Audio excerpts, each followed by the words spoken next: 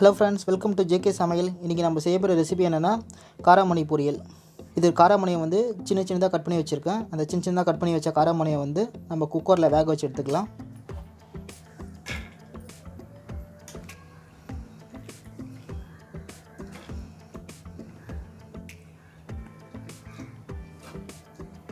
$250 காராமணி. இப்போ காராமணியை வேக வைக்கிறதுக்கு ஒரு 3/4 டம்ளர் அளவுக்கு தண்ணி சேர்த்துக்கலாம்.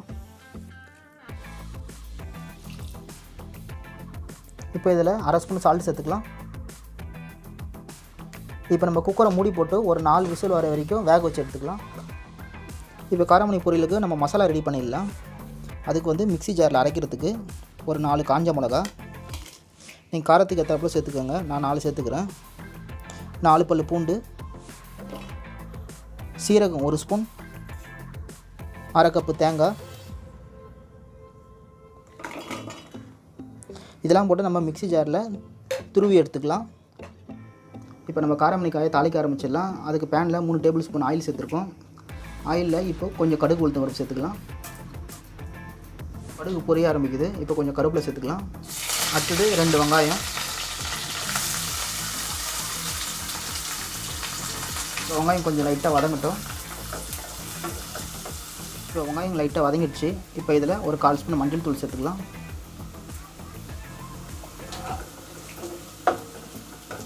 அடுத்தது நம்ம மிக்ஸி ஜாரில் தேங்காய், மிளகா, சீரகம், பூண்டு பல் இதெல்லாம் போட்டு துருவி வச்சுருந்தா அந்த துருவில் சேர்த்துடலாம். இப்போ கிளறி விட்டுருங்க.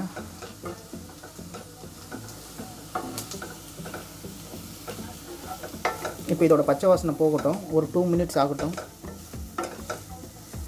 அடுத்தது நம்ம குக்கரில் வேக வச்சுருந்த இந்த காராமணி காயை சேர்த்துடலாம். அதில் இருக்க தண்ணியோடவே சேர்த்துக்குங்க. சேர்த்துட்டு கிளறி விட்டுருங்க.